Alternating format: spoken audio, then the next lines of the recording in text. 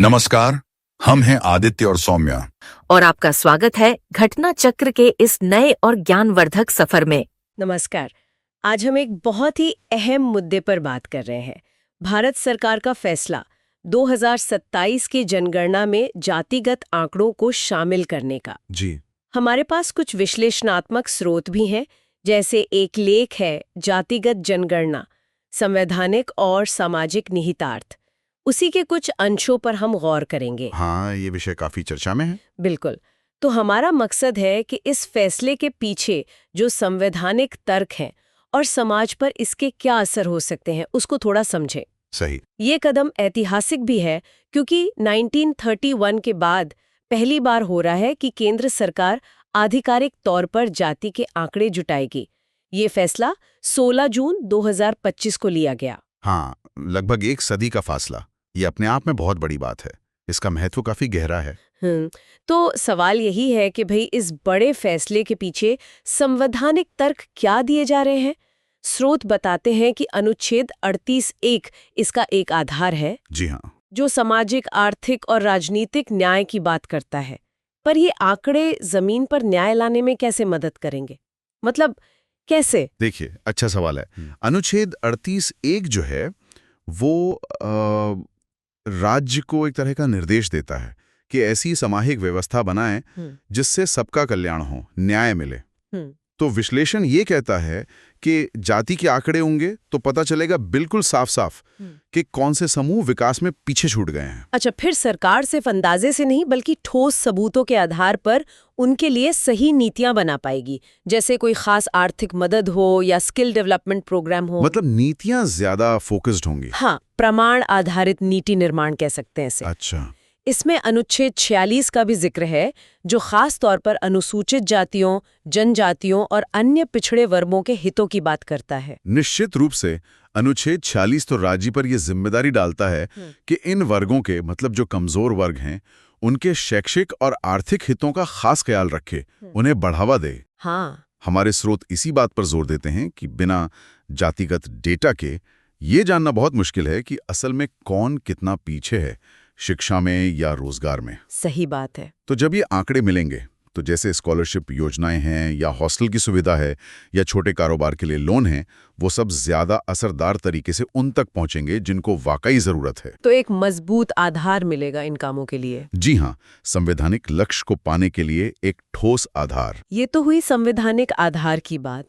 लेकिन एक चिंता जो अक्सर उठती है वो है अनुच्छेद 14 को लेकर, समानता का अधिकार। हाँ, ये बहुत महत्वपूर्ण सवाल है। क्या जाति के आधार पर आंकड़े इकट्ठा करना अपने आप में समानता के सिद्धांत के खिलाफ नहीं है? देखिए, ये चिंता बिल्कुल जायज है और हमारे स्रोत इस पर काफी स्पष्टता देते हैं। उनका तर्क ये है कि हाँ, अनुच्छेद 14 समानता की गारंटी देता है, लेकिन वो उचित वर्गीकरण की भी इजाजत देता है। रीजनेबल क्लासिफिकेशन जिसे कहते हैं। उचित वर्गीकरण। हाँ, अगर वर्गीकरण का कोई तर्कसंगत उद्देश्य है और उसका लक्ष्य किसी को अलग करना नहीं बल्कि असल में समानता लाना है, तो वो ठीक है। अच्छा। यहाँ उद्देश्य क्या है? पिछड़ेपन की पहचान करके उसे दूर करने के लिए सकारात्मक कार्रवाई करना। मतलब जो समूह ऐतिहासिक रूप से पीछे रह गए हैं, उन्हें बराबरी पर लाने के लिए खास कदम उठाना। तो ये भेदभाव नहीं हुआ? स्रोतों के अनुसार नहीं, ये भेदभाव नहीं बल्कि समानता स्थापित करने का एक संवैधानिक रूप से स्वीकृत तरीका है, अफर्मेटिव डिफरेंशिएशन। और एक और पॉइंट था, जनगणना का अधिकार किसका है? कभी कभी लगता है शायद ये समवर्ती सूची का विषय हो। नहीं, ये एक आम गलतफहमी है। स्रोत बिल्कुल साफ करते हैं कि संविधान के अनुच्छेद 2446 के तहत जनगणना संघ सूची का विषय है, यूनियन लिस्ट एंट्री 69। अच्छा, यानी सिर्फ केंद्र सरकार। जी बिल्कुल। इसका साफ मतलब है कि जनगणना कराने का अधिकार सिर्फ और सिर्फ केंद्र सरकार के पास है, राज्यों के पास नहीं। इसीलिए केंद्र सरकार ने ये फैसला जनगणना अधिनियम 1948 के तहत लिया है। राज्य अपने स्तर पर जो सर्वे करते हैं वो जनगणना नहीं कहलाते। तो अगर हम पूरी बात को संक्षेप में देखें, सरकार का मानना है कि 2027 में जातिगत आंकड़े जुटाना संवैधानिक तौर पर सही है। जी। ये अनुच्छेद 38(1) और 46 के तहत सामाजिक न्याय और टारगेटेड विकास के लिए जरूरी है। अनुच्छेद 14 का उल्लंघन नहीं करता और ये केंद्र के अधिकार क्षेत्र में है।